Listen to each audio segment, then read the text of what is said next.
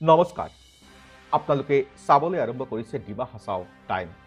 আজি পুৱা পশ্চিমবংগৰ নিউ জলপাইগুৰি আৰু ৰঙামাটি ষ্টেচনৰ মাজত আগৰতলাৰ পৰা কলিকতা অভিমুখী 1317 নম্বৰৰ কাঞ্চনজংঘা এক্সপ্ৰেছ দুৰ্ঘটনাগ্ৰস্ত হৈছে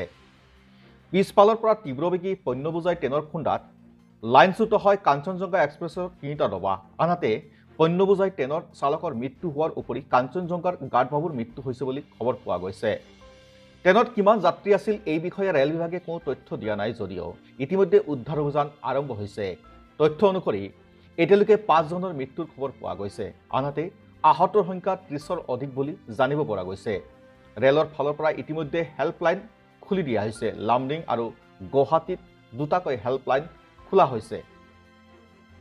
উল্লেখনীয় যে ট্ৰেইনটো যিহেতু আগৰতলাৰ পৰা চলাচল কৰে তেনে ক্ষেত্ৰত ত্ৰিপুৰাৰ অধিক যাত্ৰী থকাটো স্বাভাৱিক লগতে অসমৰ ভালেমান যাত্ৰী আছে এই কাঞ্চনজংঘা এক্সপ্ৰেছত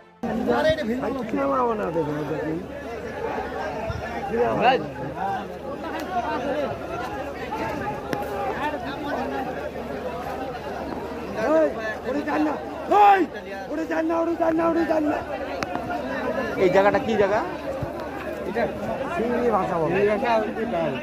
সিঙ্গুৰি ভাষা চিংড়ি ভাষা সিংনি ভাষা